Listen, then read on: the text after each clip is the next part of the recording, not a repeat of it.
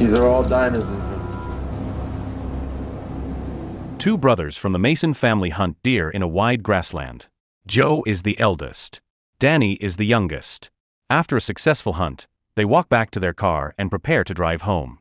During the trip, Danny asks about their missing brother Roy. Joe vents his frustration over Roy's actions. Roy left the military to fight in MMA and now works with a Mafia boss. Their quiet drive home marks the start of a dangerous chase for Mojave diamonds. Later that night, Roy steps into a nightclub fight in front of wealthy guests. Before the match, he kisses his girlfriend who watches from the side. The fight begins. Roy dominates early and moves toward his girlfriend with confidence. His opponent recovers and strikes back hard. Roy falls and the other fighter wins.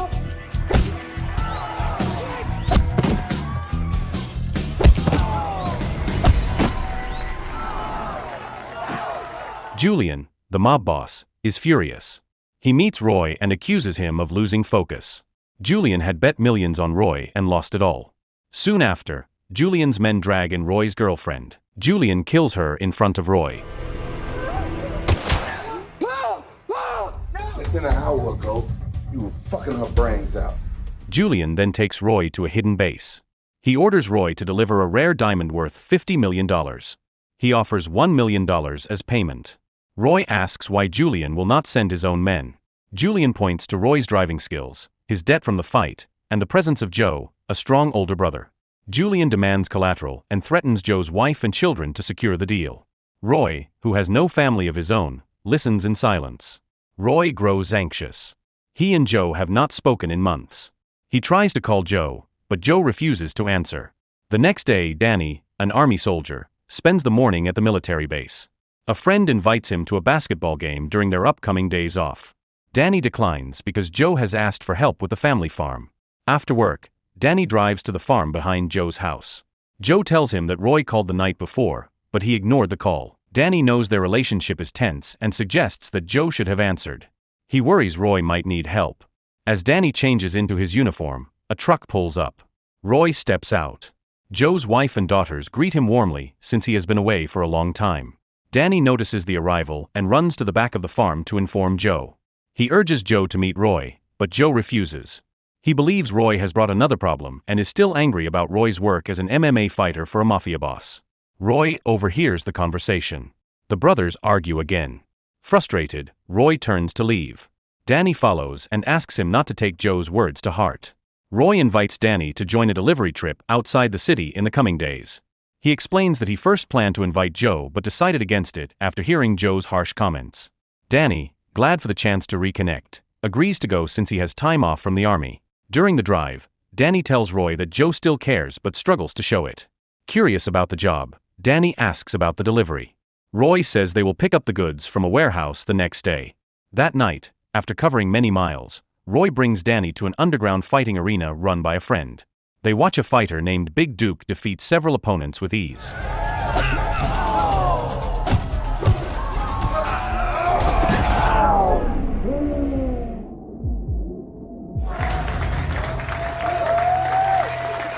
Roy, who once beat Big Duke, challenges him again.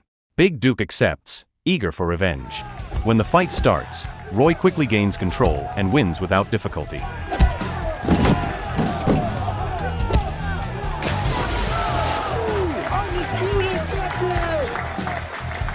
The next morning, Roy and Danny continue toward the warehouse to collect the diamonds. When they arrive, Roy steps out of the truck while Danny waits outside.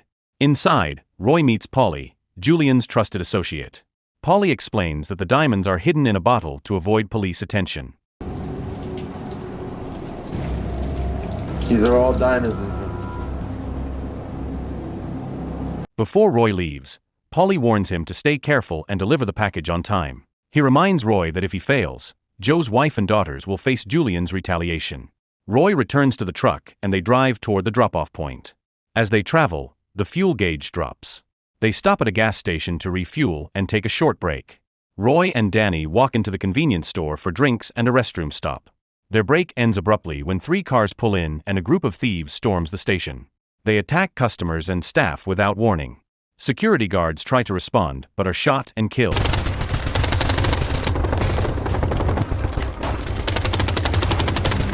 The robbers steal the truck carrying the diamonds and speed away.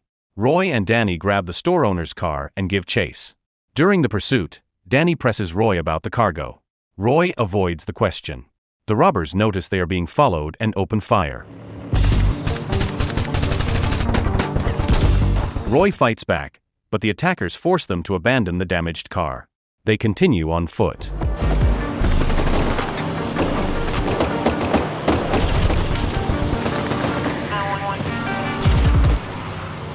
As they move through the chaos, Danny asks again. This time Roy admits he is transporting diamonds worth $50 million for Julian.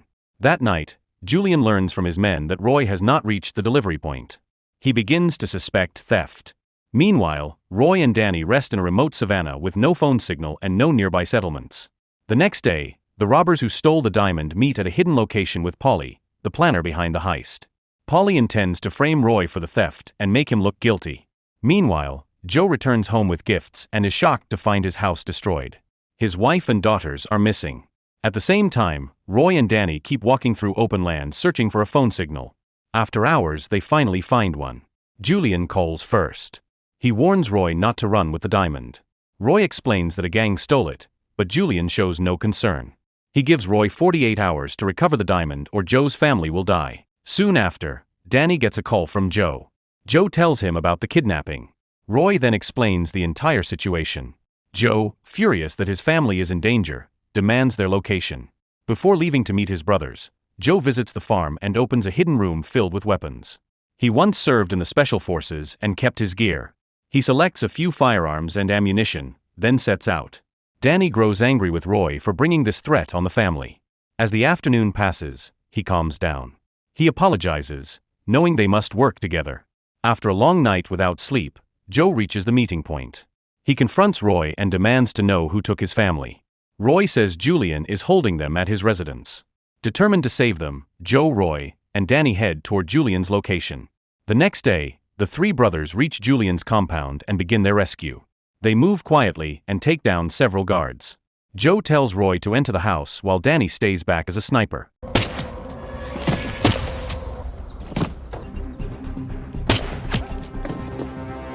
Inside, Polly walks into Julian's room without warning. Julian, with a woman, is irritated and reminds Polly not to interrupt him. Polly ignores the warning, pulls a gun, and kills the woman. He declares that Julian is unfit to lead the Mafia and says the position should be his. Polly explains that his uncle once held the role but trusted Julian to manage operations, which allowed Julian to take power. Polly also admits to planning the diamond theft. Meanwhile, Joe and Roy clear the guards inside the house. The noise draws Polly's attention. Seizing a chance, Julian attacks Polly and they fight. Joe enters the room, and a tense standoff follows as he and Julian aim their weapons at each other. Julian challenges Joe to a fight, confident in his close combat skills. He quickly overpowers Joe and leaves him injured. Roy rushes in to help but is defeated as well. Polly, regaining consciousness, uses the chaos to his advantage. He shoots both Joe and Julian, leaving them for dead. Moments later, Julian's men arrive. Polly blames Joe for Julian's death and orders them to take Roy to his headquarters. Joe survives thanks to his bulletproof vest. He finds Danny and tells him about Roy's capture and the location of Polly's base. Danny, already familiar with the place, urges immediate action. On the way, Danny contacts his fellow soldier James. James gathers weapons and ammunition. They pick him up, and the three head toward Polly's headquarters in a nearby mine. The next day, Polly tortures Roy inside the mine where Joe's wife and daughters are held. He offers a brutal deal. Roy must fight one of Polly's best men. If Roy wins, Polly will release one of the girls. If he loses, Polly will kill Joe's entire family. During the standoff, Polly brags about how he found the diamond mine.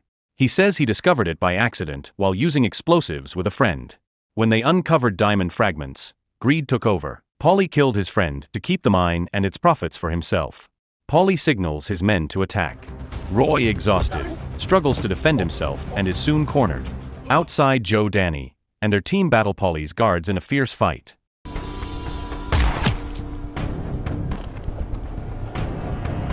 Roy refuses to give up. Summoning his remaining strength, he turns the fight around and traps his opponent in a chokehold.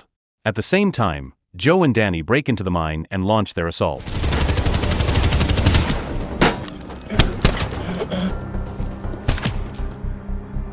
Outside, their sniper James is ambushed by one of Paulie's men and is left paralyzed.